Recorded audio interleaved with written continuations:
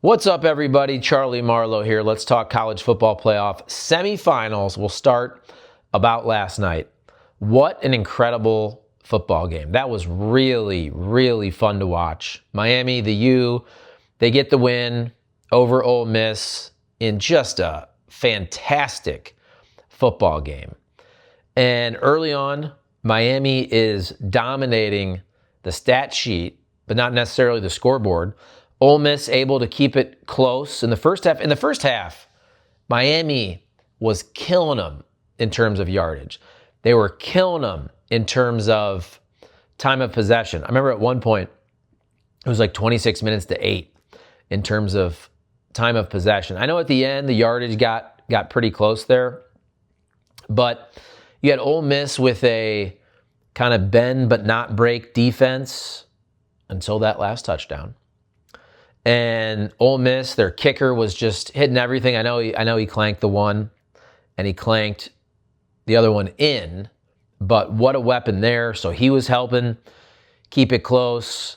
Obviously, Trinidad Chambliss is just an absolute freaking stud. I hope he's able to go back to college. But also, I mean, is this the time to go to the NFL? I think he's 6 feet tall, 200 pounds. I don't know how legit of an NFL prospect he is, but damn. In college, he's freaking amazing. Running around, making people miss, making big plays, big arm, making big plays downfield. Just really, really fun to watch. Yesterday, for STL Sports Central, I made a little clip for gambling purposes with DraftKings, and I said I think Miami's going to win, but I took Ole Miss with the points, plus 3.5. Of course, they lose by 4 points. So I lost the bet, so I stink. But I will say this.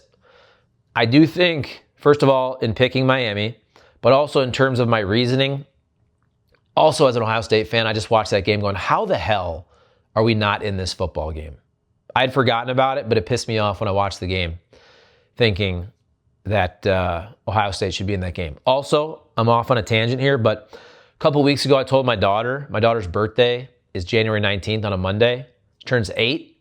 I told her a couple weeks ago, I go, hey, I said, maybe our favorite team, Daddy's favorite team, your favorite team, Ohio State, maybe Ohio State could win a national championship on your birthday.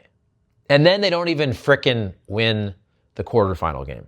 Anyway, that was off on a tangent. But getting back to bringing up the Ohio State game, because I watched that super close, super intently, and Miami's D-line and front seven just wreaked havoc on Ohio State that whole game.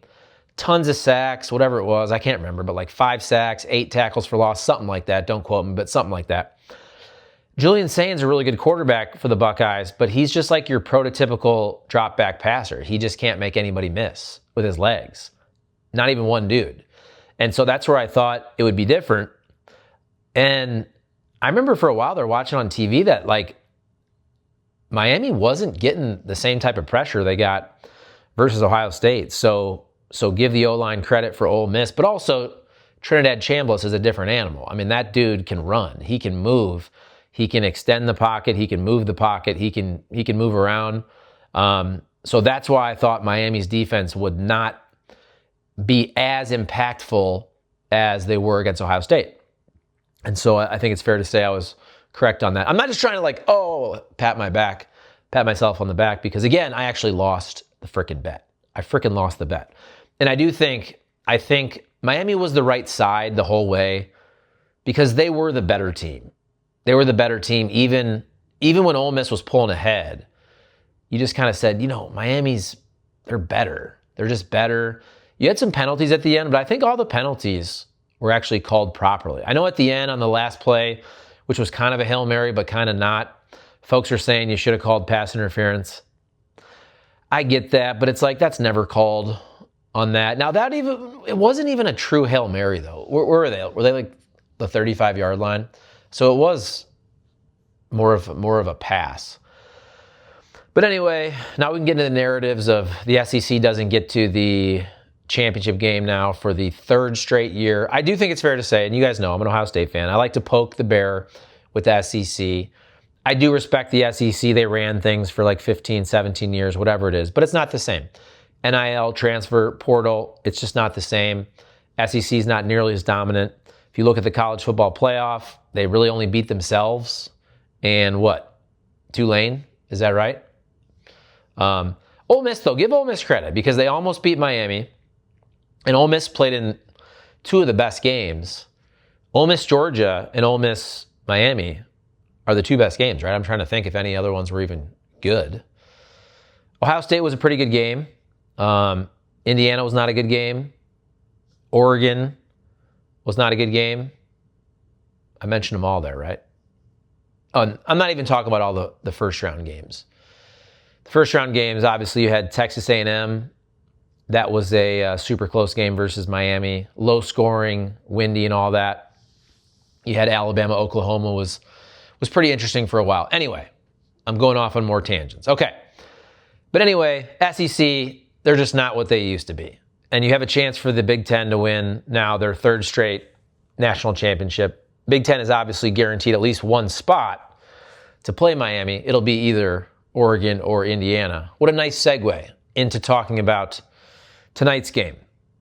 I did my little video for STL Sports Central and DraftKings, and I said, you know what? I'm just going with my gut on the gambling. Yesterday, I put a poll out there. I went with the people. That's why you always fade the public, by the way. And fade me, probably. We'll see. But I'm rolling with Indiana. Indiana minus 3.5. I have so much respect for Indiana. The way they beat Ohio State, that game was close. They're just so good in every phase of the game. They're just well coached. They destroyed Alabama, obviously. That wasn't even a game. They suffocate you. They're kind of like a boa constrictor. They don't make mistakes. They have great quarterback play with Fernando Mendoza. They're super well coached with Curt Cignetti. Again, play well in all three phases. And they don't let you back in the game. And that's why if you watch that Indiana-Alabama game, there was the point there where it was like 17-zip. And the broadcasters, I thought, did a really good job of saying, like, this feels like the game. If you fall behind 17-zip or whatever the score was, I can't remember. But if you fall behind 17-zip at this point in the game, you're not going to win because Indiana, they're not going to give it back to you. They're not going to give you the pick six or the scoop and score fumble, whatever it is. They're just so well coached. They're also super veteran. This is what you can do nowadays with the transfer portal and all the weird COVID year. Everybody gets like 47 years to play football. I saw Carson Beck was in like year 7. Diego Pavia, I think, is 47 years old. I do hope Chambliss gets to play again. Can you imagine Chambliss playing at Ferris State just as a cheat code? But anyway, I also, maybe this is too much in my brain of watching Oregon and James Madison, and it still pisses me off that Oregon didn't cover. But the Oregon defense got shredded in that game. Whatever they gave up, I think it was like 51-34. No, what was it? Was it like 58-34 or 31? Whatever the score was, I don't remember. But Oregon didn't cover. And they gave up a ton of points. They gave up like 30 or 34 or 35 points against frickin' James Madison. But then they shut out Texas Tech. Remember, though, IU's already beaten Oregon by 10 on the road. So I got nothing against Oregon, but I'm rolling with IU and Curt Cignetti. What they're doing is incredible. I got nothing against Indiana.